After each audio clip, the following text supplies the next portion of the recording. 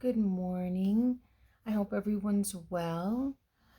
I wanted to come on here this morning and share a little bit about what God was speaking to me this morning. And I feel like He was speaking to me about the American dream. Because, I've been feeling overwhelmed with tasks and things I have to do and places I have to go and phone calls I have to make and just this constant run around, this constant feeling of not being able to catch up with everything that I have to do, yet putting aside, or not putting aside, but feeling like I have to cram in the things I want to do. Like, there's a class I want to take, and my Bible, I really want to spend more time diving into, just sitting in God's presence and those things that really are important to me and really set my day forth in the right way.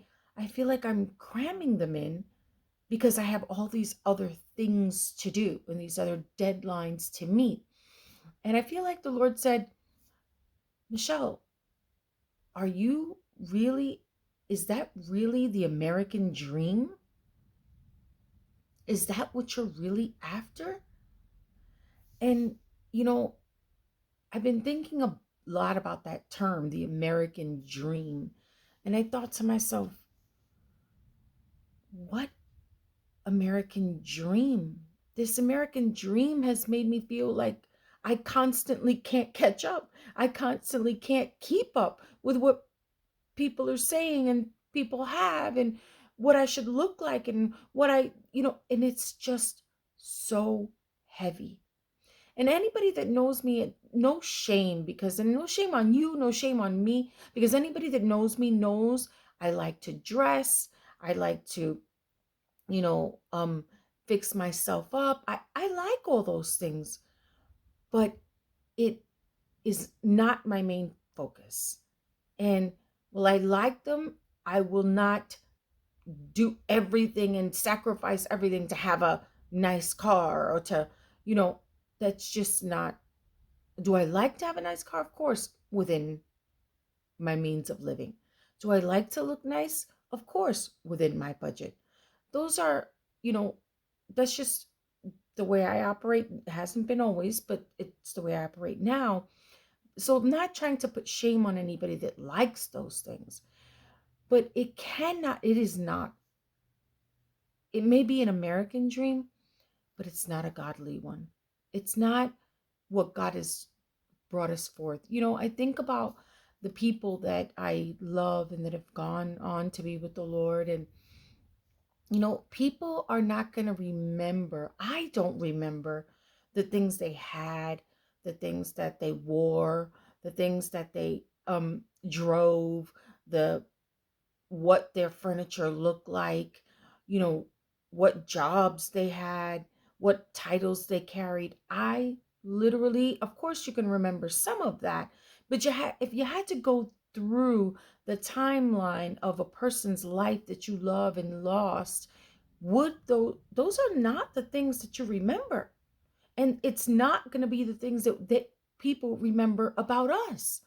And I was really thinking about that and pondering on that. And I was like, Lord, my God, like I literally don't remember those things about the people I loved when they passed.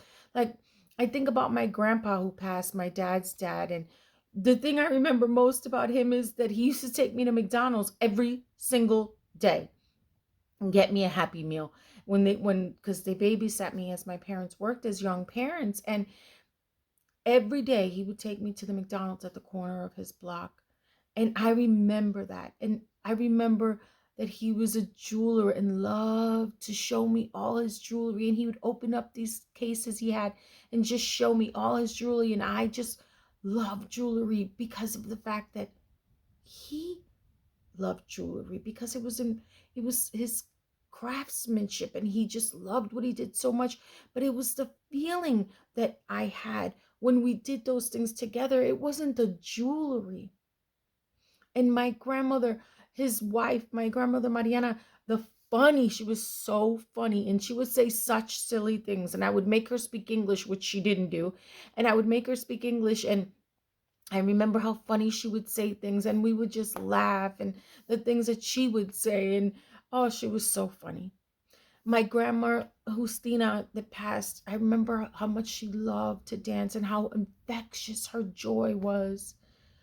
And, you know, I remember those things, and I remember the not so good things about the feelings that I had or the times that we had, right?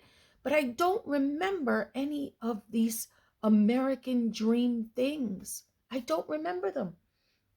My Uncle Wilson, I remember that he gave me my first $50 bill. My Uncle Johnny, I remember that we fought over a Lacoste earring one time, so he took one and I have one. And I'll have both now, but I remember, fighting over that at the mall. I remember, you know, um, my Uncle Manny, how just kind he was, how kind he was.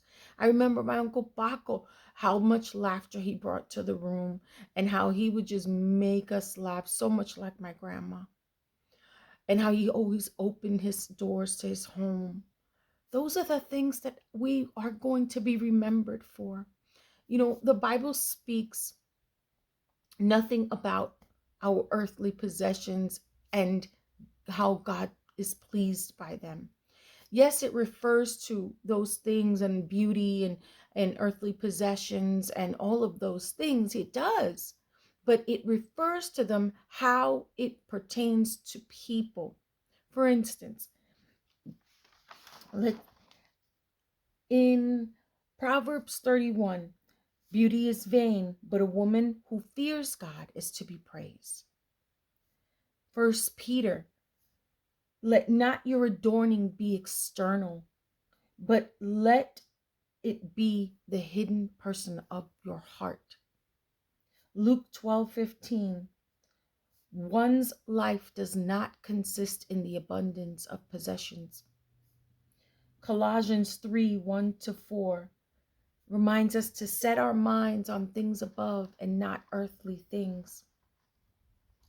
So, people are going to remember how sweet we were or not, how wonderful we were or not, how much time we spent loving on them or not, how present we were in their messy days or not, how the feeling that we gave them upon entering the room, be it positive or negative, those moments that we shared, celebrating them, being there for them, talking with them, having a cup of coffee with them, sitting across the table with them, going after them in the church lobby just to say, hey, how's that thing going? Those are the things that people are going to remember about us. And again, this is no shame. I love, to have nice things. Don't we all? Don't we all? We do. When we'd be lying if we said we didn't. But it can't be what drives us, and it certainly can't be our focus. We need to get focused on people over task, because Jesus came for people. And he said that loving them was the greatest thing that we could ever do. So we need to set our mind on higher things and know that, yeah, we have a lot of things to do, and we're always going to have a lot of things to do, and the bathroom's always going to be dirty. But you know what? There are greater things ahead of us to do, and that is to love on people, to be there for people. So I want to encourage us, me, starting with me, choose people over tasks, because people is what Jesus came for, and people is who Jesus has left you here for, and me here for. I love you, and I pray that people drive you today, not about what they think, but about what they need.